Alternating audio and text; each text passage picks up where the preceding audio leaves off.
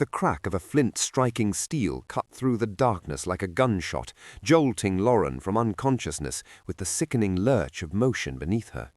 Her head throbbed, her cheek pressed against something impossibly soft, silk cushions that smelled of pipe tobacco and expensive leather, scents that had no place in the muddy London alleyway where she'd collapsed. She opened her eyes. She was inside a moving carriage, a private carriage. Panic seized her chest as she jerked upright, her tattered cloak catching on the polished brass fittings. In the flicker of candlelight, a man sat across from her in perfect stillness, his posture suggesting he'd been watching her for quite some time.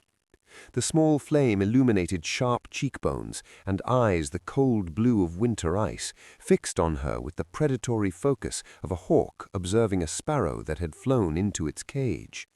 Lauren's breath caught. Around them, the carriage wheels clattered over cobblestones, carrying them deeper into Mayfair, further from any hope of escape. She could feel the weight of his scrutiny, measuring, calculating, condemning. Her voice emerged as barely a whisper. She cleared her throat, mortification and fear warring in her chest. "I thought this was a public hackney. I didn't mean to—" The man finally moved, setting the candle in its brass holder with deliberate precision. He was younger than she'd first thought, perhaps 32 or 33, with dark hair and an aristocratic bearing that radiated unconscious authority. There was something dangerous in the set of his jaw, the way he held himself like a drawn blade waiting to strike. "Didn't mean to what?" His voice was low, cultured, and absolutely merciless. "Trespass into a duke's private conveyance, or make yourself comfortable on cushions worth more than whatever hovel you fled from?" Lauren's hands twisted in the threadbare fabric of her cloak. The contrast between her mud-stained hem and the carriage's opulent interior felt obscene, damning. "Both. Neither. Please, I need to—" "You need," he interrupted, leaning forward slightly, "to understand the position you've placed yourself in, Miss—" She stared at him, her mind racing. To give her real name was to invite pursuit. To lie was to dig herself deeper into whatever trap she'd stumbled into. The carriage swayed, and through the window she glimpsed the iron gates of an enormous estate looming ahead. "Where are we going?" she whispered. The corner of his mouth lifted in something that wasn't quite a smile. "To Ravenwood Manor, my home." He sat back, studying her with those unsettling blue eyes. "And you, whoever you are about to become very useful to me." The carriage turned through the gates with a crunch of gravel, and Lauren realized with sinking certainty that her flight from one cage had only delivered her into another. The Duke of Ravenwood didn't summon servants when the carriage halted before the manor's towering entrance. He simply stepped out and waited, the unspoken command in his silence more effective than any order. Lauren descended on trembling legs, acutely aware of how she must look, a bedraggled sparrow in a palace built for peacocks. He led her not to a drawing room, but to a stark study lined with leather-bound law books and military maps. The door closed with a finality that made her flinch. "Sit!"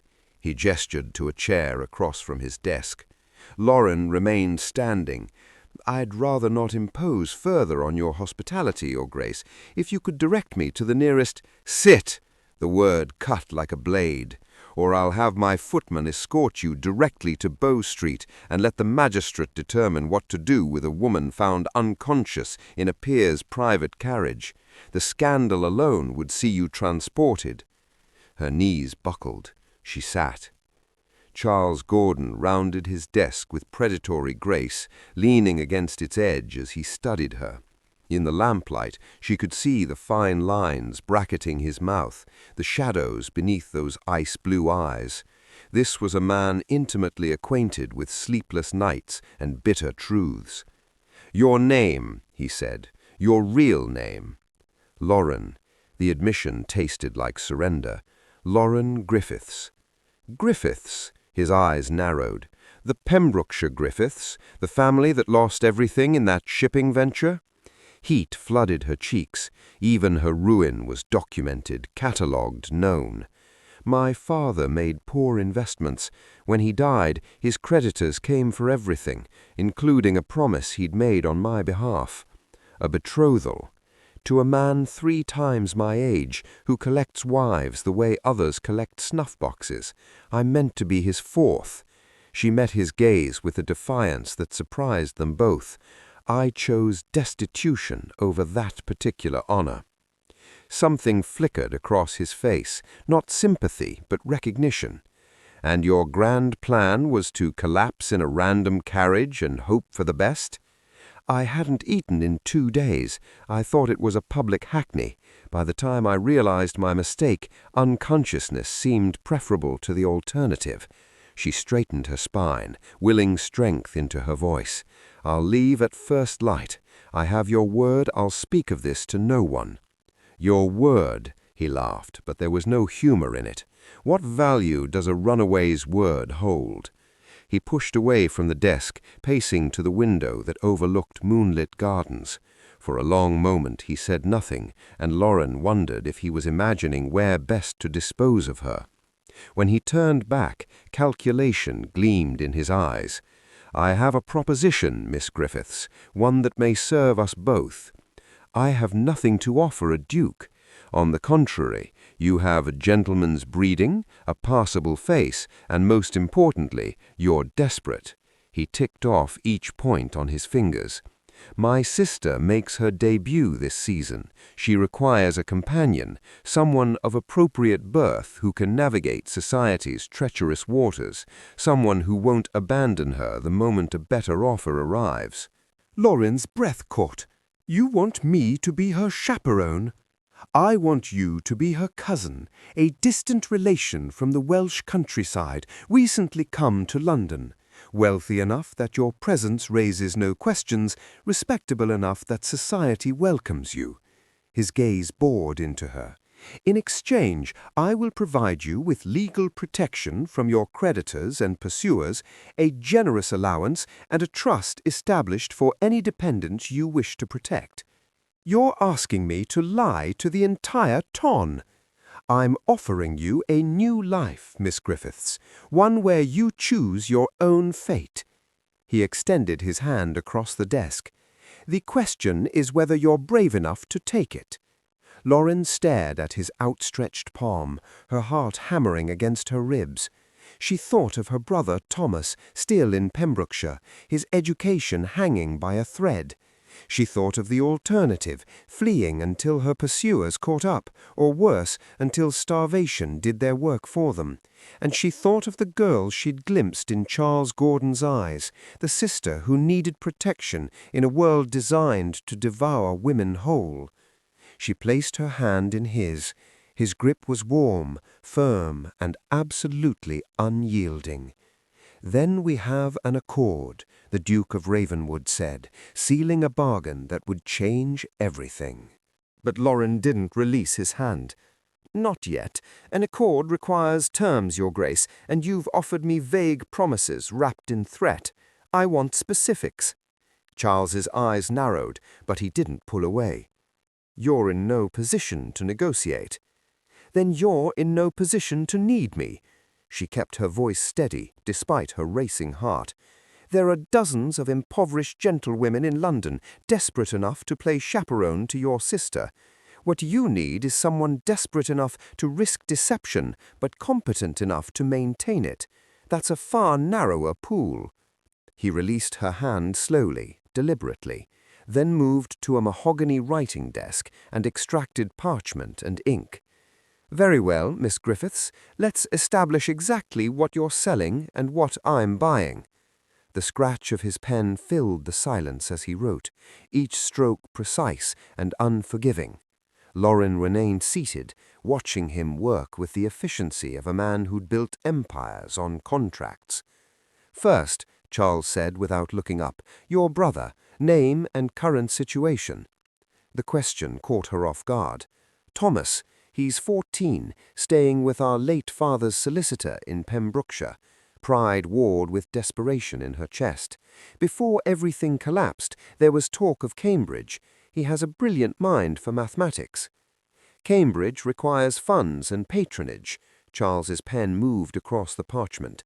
"I'll establish an irrevocable trust in your name, £5,000, accessible only for educational expenses, administered by my solicitor, not yours. He'll receive quarterly reports, but never know the source unless you choose to tell him." £5,000, more than her father had lost in his failed ventures, more than she dared dream. Why so generous? "Because if this deception unravels, I need certainty you won't betray my sister for a handful of coins. The trust ensures your loyalty through self-interest, which is considerably more reliable than honor." He glanced up, blue eyes calculating. "You'll also receive an annual allowance of £300 for personal expenses, clothing and incidentals, enough to maintain the fiction of a woman of independent means. And my legal protection, you mentioned immunity from creditors. I'll have documents drafted asserting you as a ward under my guardianship as your closest living relative. Any creditor attempting pursuit will face the full weight of Ravenwood's legal resources. They'll withdraw." He added another clause. "As for your former betrothed, what's his name?" "Sir Edmund Ashworth of Gloucester." The pen stopped. Charles looked up slowly, and something dangerous flickered across his face. Ashworth, the magistrate who's buried 3 wives under suspicious circumstances. 4, if you count the one who fled to Scotland and died of fever within the year. Lauren's voice came out hollow. "My father promised me to him 6 months before he died. The contract is legally binding." "Christ!" Charles set down the pen with unusual force. "A man like Ashworth won't be dissuaded by solicitors' letters. He'll view this as theft of property." Lauren's stomach twisted. "Then perhaps your proposition won't work at all." "I didn't say that." He leaned back, fingers steepled beneath his chin. "But it requires a more permanent solution. Once you're presented to society as my cousin, wealthy, connected, under my direct protection, Ashworth would be suicidal to press his claim. Challenging me publicly would destroy him, and I assure you, Miss Griffiths, I don't lose." The cold certainty in his voice should have frightened her. Instead, it felt like solid ground beneath drowning feet. "What do you gain from this beyond a companion for your sister?" she asked. "My sister's safety, her happiness." His voice went flat, empty. "She's been targeted by the same vultures who would have devoured you. Young women of fortune are prey, and I'll be damned before I let the ton's wolves near Tia. You'll teach her to recognize them, defend herself, survive this season intact. You want me to teach her cynicism. I want you to teach her reality." He pushed the half-written contract toward her. "But understand this, the moment you sign, you belong to Ravenwood. You'll wear what I provide, speak as I instruct, present yourself precisely as I require. Your past dies with your signature. Any deviation, any scandal, any whisper that threatens my sister's reputation, and I will personally destroy you so thoroughly even Ashworth won't recognize the remains." The threat hung between them like blade edge. Loring should have fled. Instead, she leaned forward. "I have conditions." Charles's eyebrow arched. "You're hardly in a position. Neither are you. You need someone desperate enough to risk everything, but intelligent enough to maintain the deception. That's me. So I want the trust for Thomas made irrevocable, regardless of what happens to me. And I want assurance that when this arrangement ends, however it ends, I'll have enough to disappear somewhere far from London." Ambitious for a woman unconscious in a gutter this morning? Practical for a woman who knows how quickly fortune turns. Something that might have been respect crossed his face. He pulled the parchment back and added 2 more clauses in swift strokes. When he finished, he turned it toward her and offered the pen. "Sign here, Cousin Lauren. Welcome to the family." Her hand trembled as she wrote her name beside his. The ink glistened wet and black, a contract signed in desperation and sealed with mutual necessity. When she looked up, Charles Gordon was watching her with that same predatory focus, and Lauren wondered which of them had just made the devil's bargain.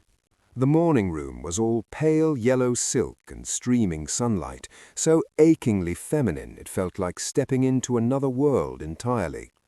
Lauren paused at the threshold, suddenly conscious of the borrowed dress that fit too well, the lie she was about to tell, the role she'd sold her soul to play. A girl sat at the window seat, dark curls pinned loosely at her nape, a book abandoned in her lap. She couldn't have been more than 17, with the same aristocratic features as her brother, but softened by youth and something else, a wariness that sat uneasily on such a young face. "You must be Lauren." The girl stood, and Lauren noticed the slight tremor in her hands before she clasped them together. "I'm Tia. Charles told me you arrived late last night. I hope the journey from Wales wasn't too dreadful." Wales! The lie had already begun.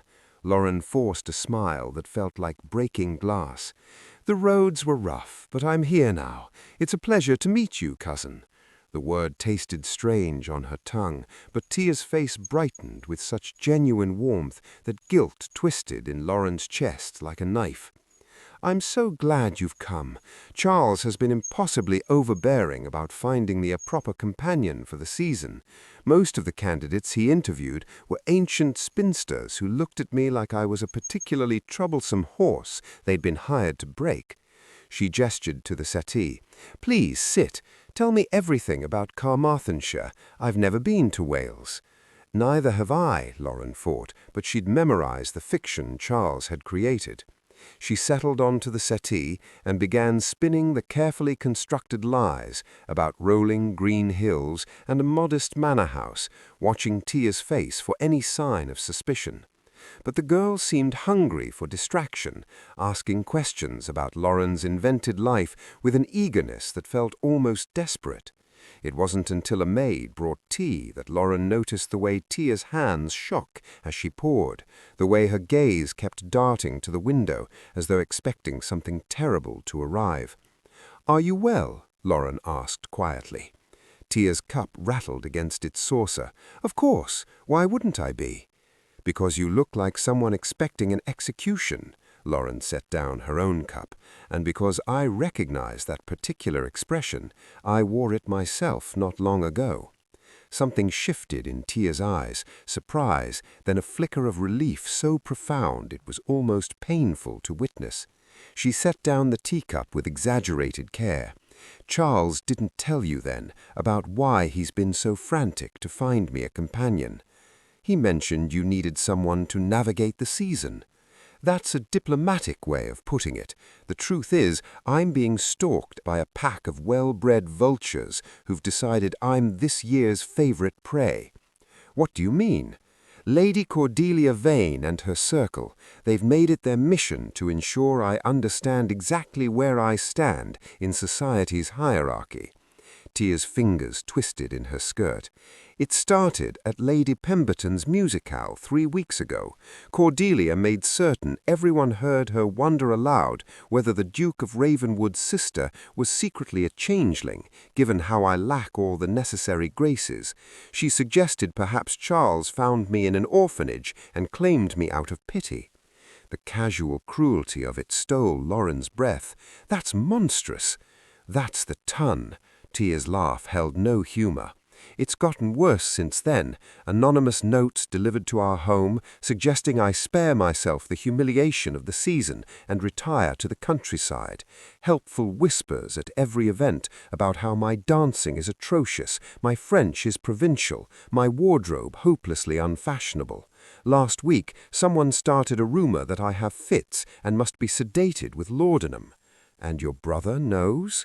"Charles knows everything. It's why he's been impossible, interviewing every available companion in London, threatening anyone who so much as looks at me sideways. He can't protect me from their words without making it worse, so he's trying to armor me with respectability instead." Tia met Lauren's gaze directly. "That's what you are, you see, my armor. A cousin of appropriate breeding and fortune to prove I'm not some foundling he's trying to pass off as quality." The words landed like stones. Lauren understood then why Charles had been so desperate, why he'd offered so much for her compliance. This wasn't about finding a companion, it was about saving his sister from the same vicious society that would have destroyed Lauren herself. "Why does Lady Cordelia hate you so much?" Lauren asked. "Because her brother, Lord Vane, offered for me last season, and Charles refused him. Apparently, humiliating a Vane is an unforgivable sin." Tia's voice cracked slightly. "The worst part is that Charles was right to refuse. Lord Vane is charming in public and cruel in private. I've seen how he treats servants, how he speaks about women when he thinks no one important is listening. But Cordelia can't forgive the rejection, so she's decided to destroy me instead." Lauren reached out and took Tia's trembling hand. The girl flinched, then held on as though drowning. "I know what it's like," Lauren said quietly, "to be hunted by people who see you as less than human, to smile while they tear you apart and pretend their words don't draw blood." She squeezed Tia's fingers. "But I also know how to fight back, and I promise you, cousin, they won't destroy you, not while I'm here." Tia's eyes glistened with unshed tears. "You mean that, even though we've only just met?" "I mean it," and Lauren realized with startling clarity that she did. Whatever lies bound her to this house, whatever devil's bargain she'd struck with Charles Gordon, this, protecting this frightened girl from the monsters wearing silk and pearls, this was real. "Thank you," Tia whispered. Then, with a watery smile, "I think Charles chose well, even if you are probably the most interesting thing that's happened to our family in years." If only you knew, Lauren thought, but she simply smiled and poured more tea, letting the girl believe in the fiction of family, while plotting how to dismantle Lady Cordelia Vane's reign of cruelty, one careful move at a time. Lauren found him 3 nights later, long past midnight, in a part of Ravenwood Manor she'd been told was off-limits. The private study occupied the east wing's corner tower, accessible only by a narrow spiral staircase that seemed designed to discourage visitors. She'd followed the thin line of candlelight visible beneath the door, drawn by insomnia and the restless need to understand the man who held her fate in his hands. She should have knocked, should have announced herself. Instead, she pushed the door open silently and found Charles Gordon sitting amid scattered papers, his head in his hands, looking more human than she'd ever seen him. "You didn't startle when she entered, didn't even look up. You're supposed to be asleep." "So are you." Lauren closed the door behind her, her eyes adjusting to the dim candlelight. The study was Spartan compared to the rest of the manor. No gilt, no unnecessary ornament, just shelves of military maps, legal documents, and row upon row of leather-bound ledgers. A soldier's room, not a duke's. "Tia said you fought on the peninsula." Tia talks too much, but there was no heat in it. Charles finally raised his head, and in the candlelight she could see the exhaustion carved into his features. "What do you want, Miss Griffiths?" "I want to understand why a duke would go to such elaborate lengths to protect his sister from a handful of spiteful debutantes." She moved closer, noticing the papers spread across his desk weren't ledgers at all, but letters, old ones, judging by the faded ink and yellowed paper. "Your dearest Charles," it began. "Who was she?" "No one."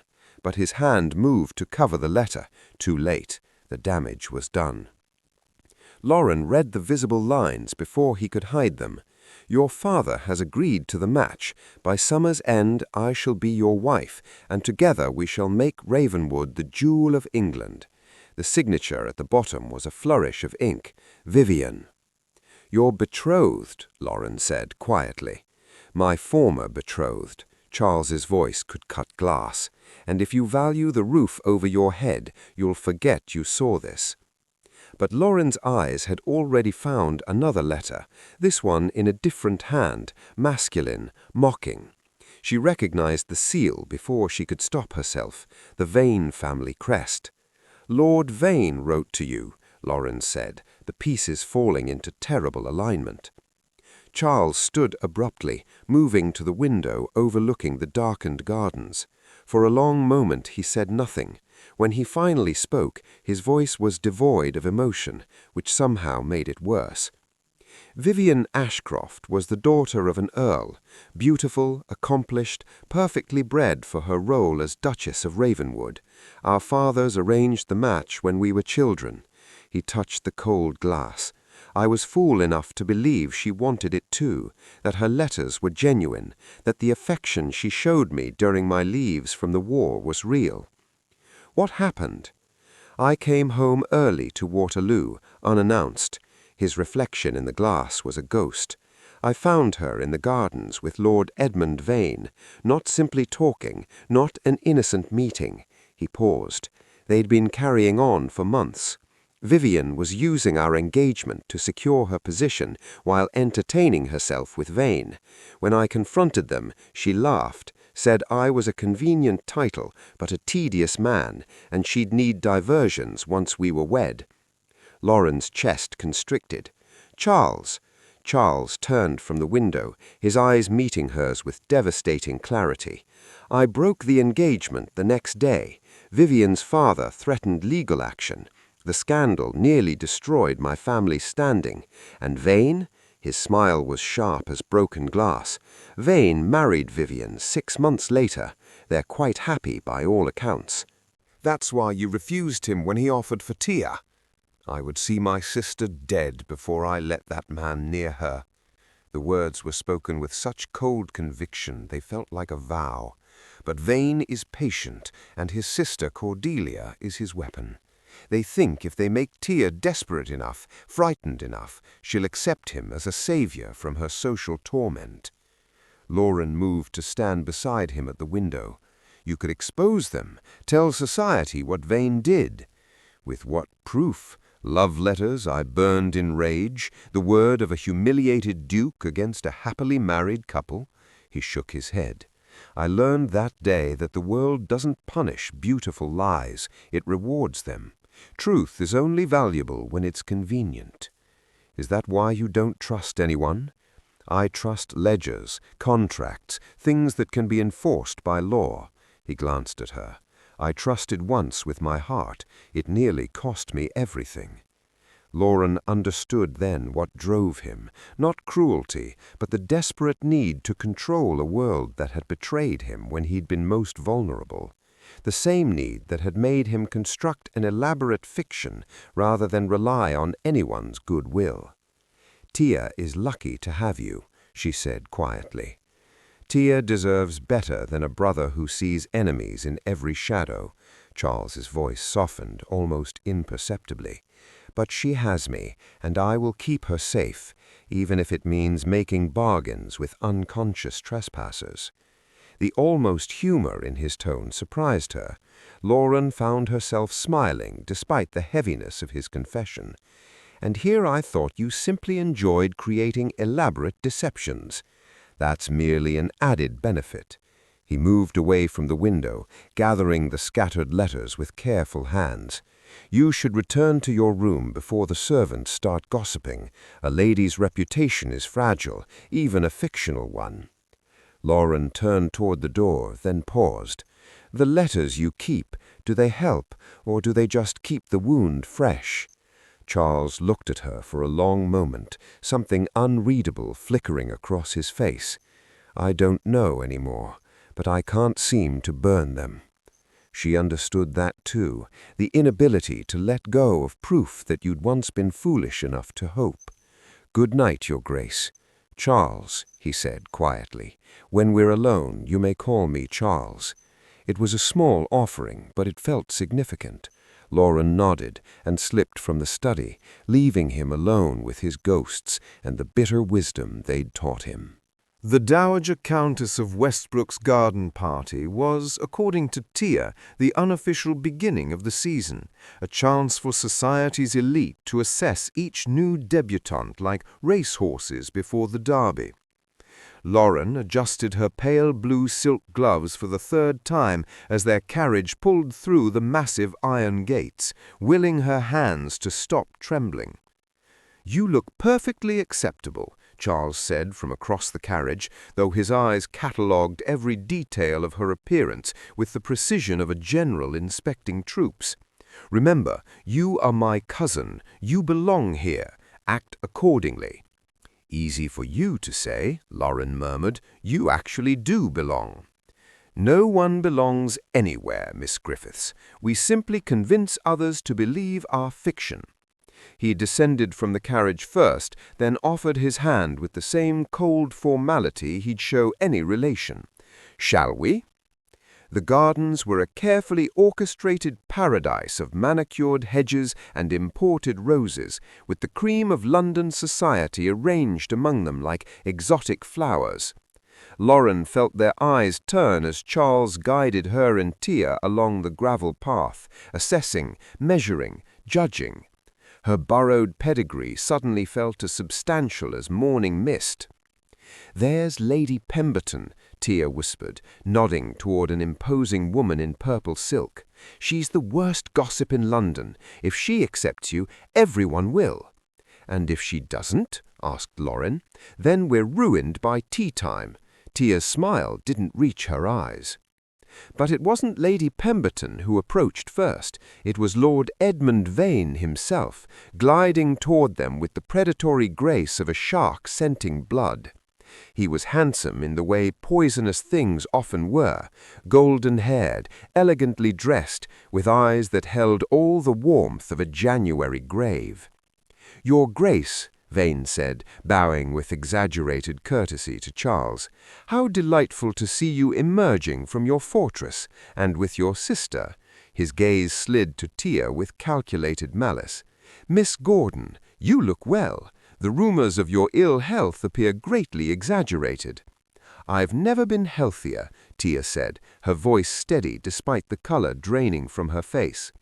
Vane's attention shifted to Lauren like a blade finding new flesh. "And who is this charming creature? I don't believe we've been introduced." "My cousin, Miss Lauren Griffiths, recently arrived from Carmarthenshire to act as companion to my sister for the season." "Griffiths?" Vane's eyes narrowed with interest that made Lauren's skin crawl. "How curious. I don't recall a Welsh branch of the family being mentioned in Debrett's." "That's because we value privacy over vanity. Some families don't feel the need to trumpet every connection to the wider world." Something flickered in Vane's expression, surprise perhaps, or grudging respect. So refreshing. So many young ladies are eager to catalogue their every relation. He smiled, showing too many teeth. "Tell me, Miss Griffiths, what brings you to London after so many years in the Welsh countryside, surely not merely to chaperone?" It was a trap, beautifully laid. Any mention of fortune would mark her as a fortune hunter. Any claim of social aspiration would reveal ambition. Lauren felt Charles's hand tighten on her elbow in warning. "I came," she said carefully, "because family matters more than geography. Tia wrote describing her excitement about the season, and I realized I'd been hiding in the country far too long. Sometimes solitude becomes cowardice."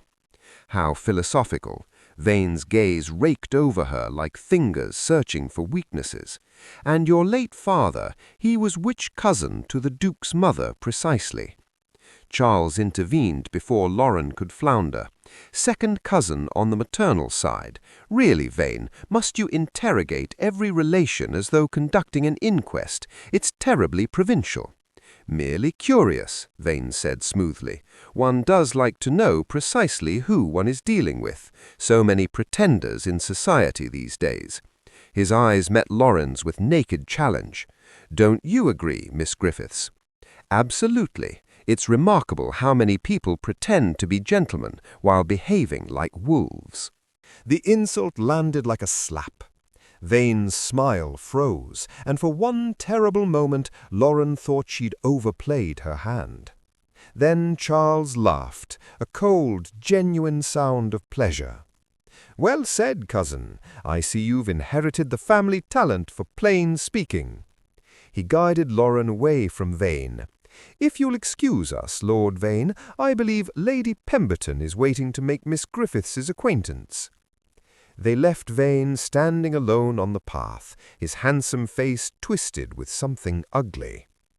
Tia exhaled shakily once they were out of earshot. "That was either brilliant or suicidal. I can't decide which." "Both," Charles murmured. "He'll either respect her for having spine or destroy her for the impertinence. We'll know by week's end." Lady Pemberton proved less hostile but infinitely more dangerous in her own way. She subjected Lauren to a withering interrogation disguised as polite conversation. Questions about Welsh geography Lauren barely managed to answer. Inquiries about mutual acquaintances who thankfully didn't exist, and endless speculation about why such a charming gel had remained unmarried so long. "I suppose opportunities are limited in Wales," said Lady Pemberton with false sympathy. "Not like London, where a young woman of means might find any number of suitable matches." "I've found," Lauren said carefully, "a shortage of suitors is preferable to an abundance of unsuitable ones." Lady Pemberton's eyes gleamed with approval. "Quite right. So many young girls these days throw themselves at any title. You seem more discerning." It was a victory, small but significant. By the time they escaped to the refreshment tent, Lauren's hands were shaking from the sustained effort of maintaining her fiction. Charles pressed a glass of champagne into her trembling fingers. "You did well," he said quietly. "Better than I expected." "I lied to everyone, about everything." "Yes." Charles's blue eyes met hers with understanding that felt almost like kindness. "Welcome to society, Miss Griffiths. You're beginning to fit in perfectly." The champagne tasted like ashes and victory, and Lauren wondered if there was any meaningful difference between the two. Lauren found the gardens by instinct, fleeing the suffocating ballroom where Lady Cordelia Vane had nearly destroyed everything with a single, carefully placed question about Welsh parish records. Only Charles's quick intervention, claiming exhaustion and escorting both Lauren and Tia from the room, had prevented catastrophe. But the trap had been set, and they all knew it was only a matter of time before Cordelia found proof that Lauren Griffiths of Carmarthenshire had never existed. The night air cut cold against her flushed skin as Lauren pushed deeper into the maze of hedges, away from the blazing windows and the orchestra's waltz. Her hands shook as she gripped the stone balustrade overlooking the darkened rose garden, gulping air like a drowning woman breaking the surface. She didn't hear him approach. Charles simply materialized from the shadows like a ghost in evening dress, his cravat loosened and his usual rigid composure cracked at the edges. "You're supposed to be inside," she said without turning, "playing the attentive brother. Tia is with Lady Pemberton, who has decided to take her under wing out of spite for the Vanes. She's safer than she's been all season." Charles leaned against the balustrade beside her, close enough that she could feel the heat radiating from him in the cold air. "You, however, look like you're contemplating throwing yourself into the hedge maze and never emerging." "The thought crossed my mind." Lauren's laugh came out broken. "Parish records, Charles. Cordelia mentioned she has a friend whose family owns land near Carmarthenshire. She's going to check the parish records for baptisms, marriages, deaths. When she finds nothing, then we'll claim you were baptized in England before your family moved to Wales, or that the records were lost in a fire, or any of a dozen other explanations." His voice carried absolute certainty. "She's fishing, Lauren. She has nothing." Yet, Lauren turned to face him, and in the moonlight she could see the same exhaustion she felt reflected in his features. "How long can we keep this up? Tonight was too close. If you hadn't interrupted when you did—" "But I did." Charles reached out, his hand catching hers where it gripped the stone. His fingers were warm, solid, real. "That's what I do. I protect what's mine." The possessiveness in those words should have frightened her. Instead, it felt like an anchor in a storm. I'm not actually yours. I'm a hired actress playing a part. Are you? His thumb traced a circle against her palm, a gesture so intimate it stole her breath. Because I've watched you with Tia these past weeks, the way you defend her, teach her, genuinely care whether she survives this season intact. That's not performance, Lauren. That's real. I'm good at deception. You said so yourself. You're terrible at deception. His other hand came up to cup her jaw, tilting her face toward the moonlight. You wear every emotion like a banner. When you're frightened, when you're angry, when you're plotting Cordelia Vane's social destruction, it's all written across your face for anyone who bothers to look. Then why hasn't anyone noticed I'm a fraud? Because they're not looking at you, they're looking at what they want to see, a respectable cousin who confirms their world view. But I see you, the real you, the woman who would rather starve than surrender, who negotiated terms when she had no leverage, who stands between my sister and the wolves, even though you're just as frightened as she is. Lauren's throat tightened. Charles, you asked me once why I keep those letters, the ones from Vivienne. I kept them as a reminder never to trust anyone who claimed to care, to believe only in what could be enforced by law and consequence. He paused, his gaze holding hers. You're making me question that wisdom. The confession hung between them, fragile and dangerous. Lauren knew she should step back, should remember this was a transaction, a bargain struck in desperation. But his hand was warm against her skin, and his eyes held something she'd thought burned out of him by betrayal. I'm not her. I'm not Vivian. I know. His voice dropped to something rough, unguarded. Vivian was beautiful lies, your terrible, honest truths wrapped in necessary deception. It's the difference between poison and medicine, both bitter, but one might actually save you. I don't want to hurt you. You will. Charles said it with the certainty of a man who'd learned this lesson in blood. Everyone does, eventually. The question is whether the inevitable pain is worth the temporary salvation. Lauren should have been insulted, should have pulled away from this man who saw caring as weakness and trust as guaranteed betrayal. Instead, she understood him with a clarity that felt like recognition. They were both refugees from their own lives, both wearing armor constructed from past wounds, both terrified of hoping for anything beyond survival. "What are we doing?" she asked quietly. "I don't know." Charles's forehead came to rest against hers, his breath warm against her lips.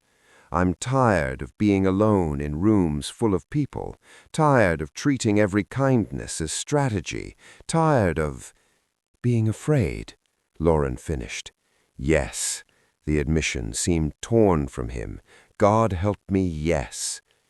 She didn't know who moved first. Perhaps they both did, drawn together by mutual exhaustion and the desperate human need for something real in a world constructed of lies. Their lips met hers with a gentleness that contradicted everything she knew about him. No demands, no possession, just a question asked in the dark. Lauren answered by kissing him back, her hands sliding up to tangle in his hair, pulling him closer. He tasted like whiskey and winter air and something darker she couldn't name. The kiss deepened, becoming less question and more confession, a shared acknowledgement that they were both falling towards something neither could afford. When they finally broke apart, both breathing hard, Charles rested his forehead against hers once more. "This is inadvisable." "Catastrophic," Lauren agreed. "We should return inside before we're missed." "We should." Neither moved. They stood in the moonlit garden, holding on to each other like survivors of a shipwreck, knowing that dawn would bring back all the careful distance and necessary lies, but claiming this one moment of dangerous truth. Finally, Charles stepped back, his hand lingering on her cheek before falling away. "Tomorrow, we continue the deception." Tomorrow, Lauren agreed. But tonight we were honest. He offered his arm with formal courtesy that couldn't quite erase the heat still burning in his eyes. Shall we return to the theater, cousin? Lauren took his arm, letting him guide her back toward the blazing ballroom and the elaborate fiction they'd constructed. But something had shifted between them in the darkness, a crack in both their carefully maintained armor that no amount of social performance could fully conceal. The Duchess of Somerset's masquerade ball was legendary. 500 guests, champagne flowing like rivers, and the anonymity of silk masks that made the entire ton feel dangerous and unpredictable. Lauren wore midnight blue velvet and a mask of silver filigree that covered half her face, transforming her into someone who might actually belong in this glittering world. She was dancing with a portly baron when she saw him. Sir Edmund Ashworth stood near the terrace doors in dove grey and a black mask, his pale eyes scanning the crowd with the methodical patience of a hunter who'd finally tracked his prey to ground. Lauren's steps faltered, her breath catching in her throat like a stone. "Miss Griffiths?" The baron looked concerned. "Are you quite well?" Yes, forgive me." She forced herself to complete the dance, every nerve screaming at her to run, but running would only confirm what Ashworth suspected. Instead, she curtsied when the music ended and walked with deliberate calm toward the refreshment table, her mind racing. Charles was across the room with Tia, too far to reach without drawing attention. Lady Cordelia Vane stood near Ashworth, her expression triumphant even behind her peacock-feathered mask. This wasn't coincidence, this was orchestrated destruction. Lauren had perhaps 3 minutes before Ashworth identified her completely. 3 minutes to decide whether to flee into the London night and abandon everything, or stand her ground and risk exposure that would destroy not just her, but Tia and Charles as well. She chose to fight. Lauren intercepted Ashworth before he could move deeper into the ballroom, stepping directly into his path with a champagne glass in hand and her most brilliant smile fixed in place. "Sir Edmund, what an unexpected pleasure!" He stopped, his eyes narrowing behind the mask as recognition flickered across his face. "Do I know you, madam?" "I don't believe we've been properly introduced." Lauren's voice came out steady, almost amused, "though I confess your reputation precedes you. 4 wives, is it, or have I lost count?" The insult landed like a physical blow. Ashworth's jaw clenched, his pale eyes going cold. "You mistake me for someone who tolerates impertinence from masked strangers." "And you mistake me for someone who cares." Lauren took a deliberate sip of champagne, her hand rock-steady despite the terror singing through her veins. "Tell me, what brings you to London? Surely you're not hunting for a 5th bride already. The 4th is barely cold." "I'm here," Ashworth said softly, dangerously, "to reclaim stolen property." "How fascinating! I wasn't aware the Duchess permitted discussion of livestock at her balls." His hand shot out, gripping her wrist hard enough to bruise. "Enough games, Lauren. You think a mask and a new dress will hide you? I've been watching you all season, playing lady's companion to the Duke of Ravenwood's sister, calling yourself his cousin." His smile was poison. "Such elaborate lies, but we both know who you really are." Lauren met his gaze without flinching, even as her wrist burned under his grip. "I know who I was, a desperate girl with no choices and no future, but you're wrong about who I am now. You're mine, legally bound by contract signed by your father. My father is dead, his debts are paid, and I am under the protection of the Duke of Ravenwood, who takes a very dim view of men who accost his family members at social functions." Lauren's voice dropped to something sharp as glass. "You can press your claim, Edmund, drag this before the courts, create a scandal that will entertain the ton for months, but Charles Gordon doesn't lose, and you will be destroyed in the process. The choice is yours." Ashworth's grip tightened until she thought bones might crack. You think your Duke will defend you when he learns the truth? That you're not his cousin, but a runaway debtor who lied her way into his household? I think, a cold voice said from behind Lauren, that you have approximately 5 seconds to release my cousin before I break your arm in front of 500 witnesses. Charles appeared at Lauren's side like an avenging angel in black velvet and a silver mask that matched hers. His hand settled on Ashworth's wrist with deceptive gentleness, but Lauren saw the pressure he applied, saw Ashworth's face go white with sudden pain. "Your Grace," Ashworth managed through clenched teeth, "I was merely assaulting a woman under my protection." Charles increased the pressure until Ashworth released Lauren with a gasp. "In my family's presence, at a private ball where you were not invited." His smile was lethal. "Lord Vane extended you an invitation, I presume. How unfortunate for him. Complicity in such behavior tends to have consequences." Across the ballroom, Cordelia Vane had gone pale, her triumph curdling into horror as she realized the trap had snapped shut on the wrong prey. "She's lying to you," Ashworth hissed. "That woman is no cousin of yours. She's Lauren Griffiths, daughter of a bankrupt gentleman, legally bound to marry me by contract. She's a fraud." "She is," Charles said with devastating calm, "the daughter of my late mother's cousin, raised in Wales, recently arrived in London, and currently under my guardianship as her nearest living relation. Any contract you believe you hold is void, as she was a minor when her father died, and cannot be held to agreements made on her behalf without her consent." He released Ashworth's wrist with a contemptuous flick. "I suggest you consult a competent solicitor. Mine will be happy to explain the relevant law in excruciating detail." "This isn't over," Ashworth said, his voice shaking with rage. "Oh, but it is." Charles stepped between Lauren and Ashworth like a wall of ice and fury. "If you approach Miss Griffiths again, if you spread gossip about her origins, if you so much as speak her name in public, I will ensure that certain information about your late wives reaches the appropriate authorities. The Bow Street runners are very interested in patterns of suspicious deaths, I'm told." The threat landed like a guillotine blade. Ashworth went deathly still, and Lauren understood with sudden clarity that Charles had been investigating him, gathering ammunition for precisely this moment. "You wouldn't dare," Ashworth whispered. "Test me." Charles' smile was all teeth. "I've already lost my faith in humanity, Ashworth. I have nothing left to lose and everything to protect. The question is whether you're willing to gamble your freedom on my restraint." For a long moment no one moved.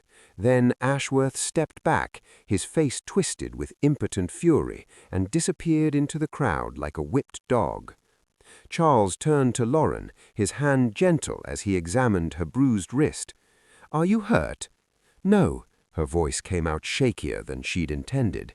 "Charles, he knows. Cordelia knows. This will be all over London by morning." "Let them talk."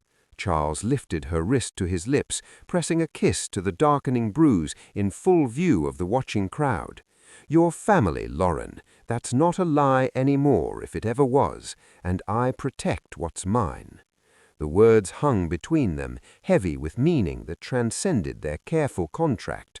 Lauren realized that somewhere between the carriage and this moment, between desperation and trust, she'd stopped being a hired deception and become something far more dangerous. She'd become real. The scandal broke 3 days later, not with whispers, but with a roar. Lord Vane published a letter in the Morning Post questioning the legitimacy of the Duke of Ravenwood's supposed Welsh cousin, citing irregularities in parish records and the convenient timing of her arrival. By noon, every drawing room in London was dissecting Lauren's pedigree like vultures over carrion. Charles received the first callers in his study, 3 peers representing the most powerful families in England, come to demand he distance himself from the fraud before the stain spread to his own reputation. Lauren listened from the hallway outside, her heart hammering against her ribs as their voices carried through the heavy oak door. "You must see reason, Ravenwood," the Earl of Harrington said. "If the girl is an impostor, your association with her damages us all. The entire institution of peerage is built on verified bloodlines. We cannot allow—" "Cannot allow what?" Charles' voice cut like winter ice. "Cannot allow a young woman to seek protection from a violent man? Cannot allow me to exercise my own judgment about my own family? She's not your family." This from Lord Sheffield. "Vane's investigation proves there's no record of any Griffiths relation in Carmarthenshire. The woman is a fraud, Ravenwood, a confidence artist who wormed her way into your household through deception." "And if she is," Charles asked quietly, "if everything Vane claims is true, what then?" The silence that followed felt like the moment before lightning strikes. Lauren pressed her mouth, knowing what was coming, knowing she should run before he destroyed himself defending a lie. "Then you compound the scandal," Harrington said carefully.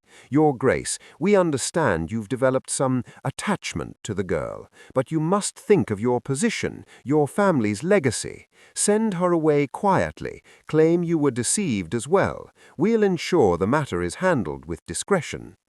"Discretion!" Charles laughed, and there was nothing cold about it now, only rage burning clean and bright.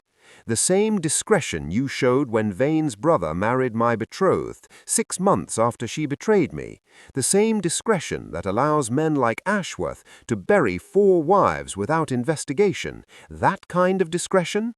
"Your Grace, no." The word fell like an executioner's blade. "You'll hear me out, gentlemen, because I'm about to commit social suicide, and I want witnesses who can report it accurately to the gossips." Lauren's breath caught. Through the crack in the door, she could see Charles standing before the 3 peers, his posture rigid with the kind of courage that came from having nothing left to lose. "Lauren Griffiths is not my cousin. She never was. I found her unconscious in my carriage 2 months ago, a young woman fleeing a forced marriage to a man who would have destroyed her. I offered her protection in exchange for serving as companion to my sister. I fabricated her identity, her history, her fortune. Every word was a lie, constructed by me, maintained by me, for purposes I deemed necessary." "Good God," Sheffield breathed. "Ravenwood, you've just confessed to fraud in front of 3 witnesses who will confirm every word when this reaches the courts, as it inevitably will." Charles's voice remained steady. "But before we proceed to my public humiliation, you should know several additional facts. First, Miss Griffiths had no knowledge of my plans when I initially proposed the arrangement. She believed she was negotiating for legitimate employment. Second, Sir Edmund Ashworth's claim to her person is legally void. She was a minor when her father made that contract and cannot be bound without her consent. Third, I have documentation proving Ashworth's 4 wives all died under suspicious circumstances that warrant investigation by Bow Street." Harrington's voice shook. "You cannot be serious. You're willing to destroy your reputation, possibly face legal consequences for a girl you barely know." "I know her better than I've known anyone in 10 years. Charles moved to the window, his profile sharp against the morning light. "She's brave enough to confront her demons in a ballroom, clever enough to negotiate terms when she had no leverage, kind enough to care for my sister as though they were truly blood. And she's suffered enough at the hands of men who saw her as property rather than person." "This is madness," Sheffield said flatly. "The ton will tear you apart." "Let them." Charles turned back to face them. "I've spent a decade letting society dictate my choices, letting fear of scandal control my actions, letting men like Vane operate without consequence because confronting them would be unseemly. I'm finished with that. If defending Lauren Griffiths costs me my standing, so be it. Some things matter more than reputation." The door burst open before anyone could respond, and Lauren stood in the threshold, fury and terror warring in her chest. "Stop! Charles, stop this now!" He looked at her, and the gentleness in his eyes nearly broke her. "You should go upstairs." "I should run." Lauren moved into the room, ignoring the scandalized peers. "I should disappear and let you claim I deceived you. You don't have to destroy yourself for me." "Yes, I do." Charles crossed to her, taking her hands in his despite their audience. "Because you were right that first night. Some cages are worse than death, and I'll be damned if I let you go back to one just to preserve my precious reputation. Your title is empty without honor." He cupped her face with both hands, his thumb brushing away a tear she hadn't realized had fallen. "I lost my faith in humanity years ago, Lauren. You gave it back to me. That's worth more than any title."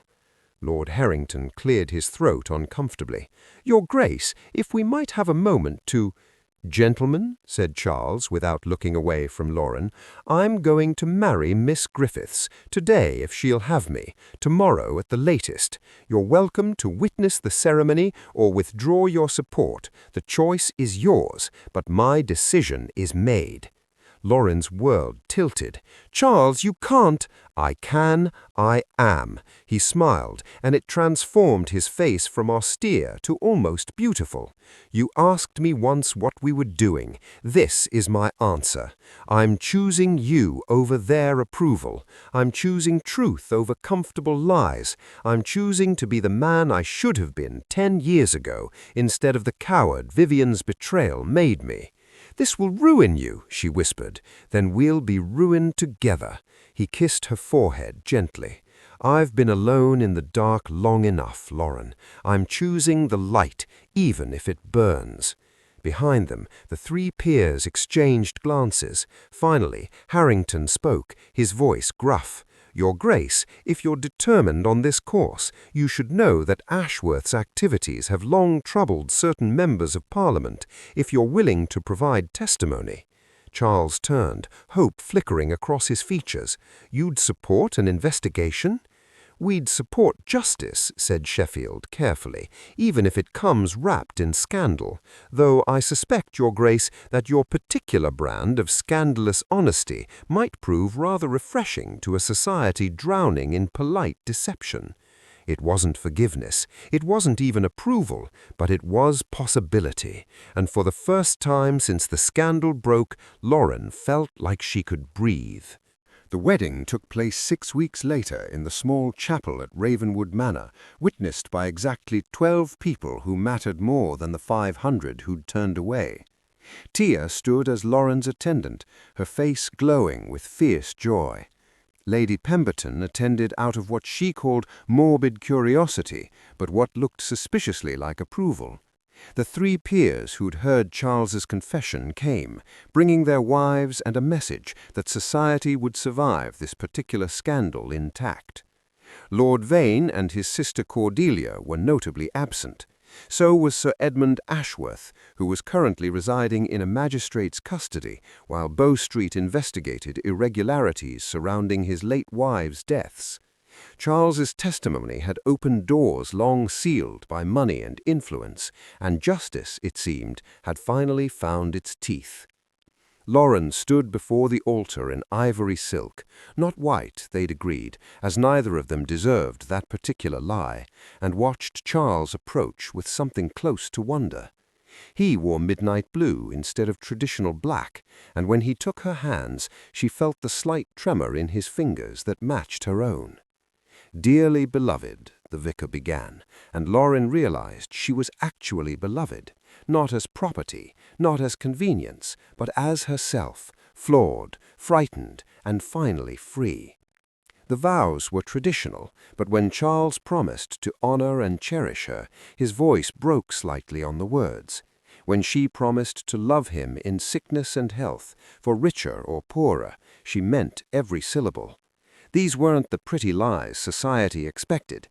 They were messy, complicated truths spoken by two people who'd learned that honesty was the only foundation worth building on. "I now pronounce you man and wife," the vicar said, and Charles kissed her with a tenderness that felt like coming home. The breakfast afterward was intimate, held in the same morning room where Lauren had first met Tia and spun lies about Welsh countryside she'd never seen. Now the room held truth instead, laughter, genuine affection, and the kind of family that was chosen rather than inherited.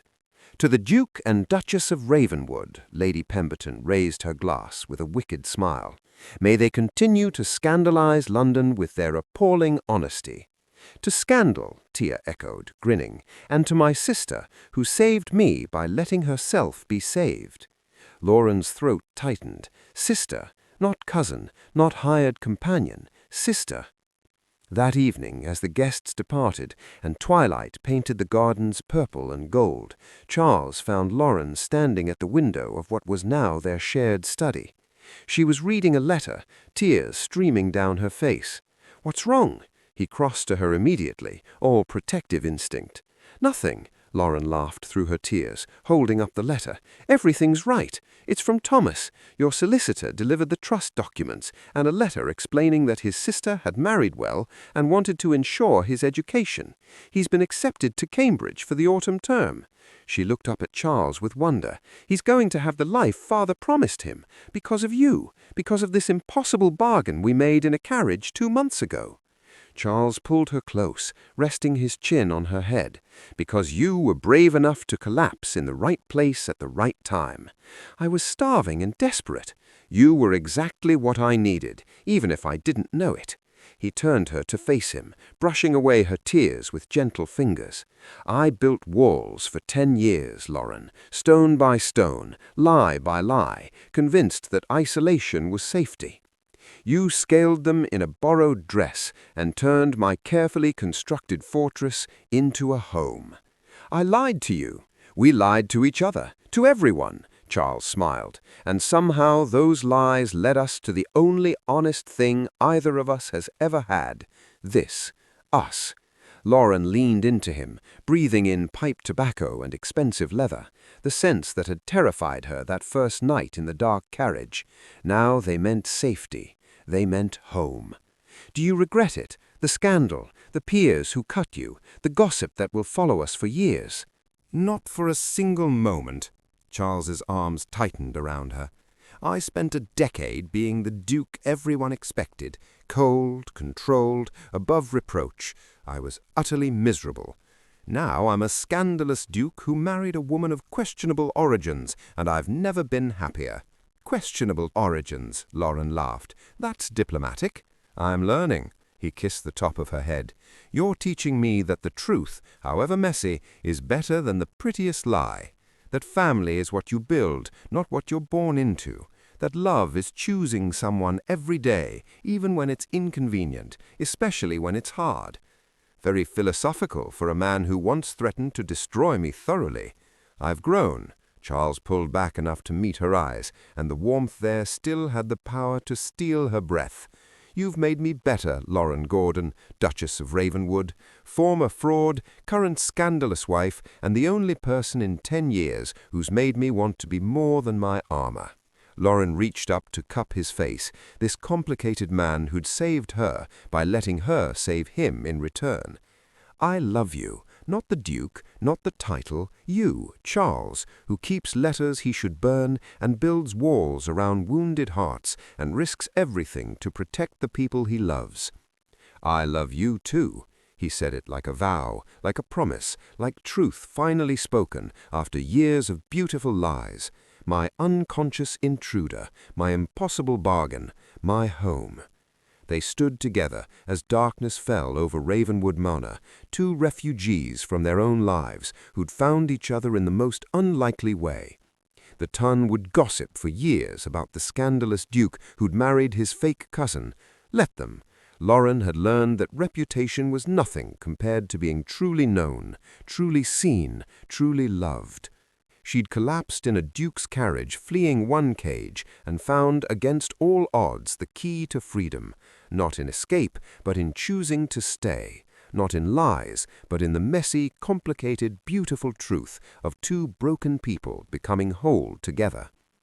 Outside, London glittered with 1,000 lights, each window holding its own careful deceptions, its own pretty lies. But here, in this room, in these arms, Lauren had found something infinitely more valuable than acceptance or approval. She'd found herself, and she'd found home. Thank you from the depths of our hearts for walking this journey with Lauren and Charles. You witnessed a terrified woman collapse in a dark carriage, never knowing that one unconscious mistake would lead her to the love she'd always deserved. You watched Charles, cold, wounded, guarded, slowly remember that vulnerability isn't weakness, but courage. You were there through every whispered lie in gilded ballrooms, every stolen moment in moonlit gardens, every terrifying confrontation where they chose truth over safety. You celebrated with Tia as she found a true sister. You cheered when justice finally caught Sir Edmund Ashworth. You held your breath as Charles risked everything for love. This story belongs to you now, dear reader. You're part of the Ravenwood family, the chosen kind, the best kind. Please share your love for Lauren and Charles by liking this story and subscribing for more tales of love, redemption, and second chances. Comment below and tell us which moment made your heart race. Was it their first kiss in the gardens? Charles's devastating confession before the peers? Lauren's defiant stand against Ashworth?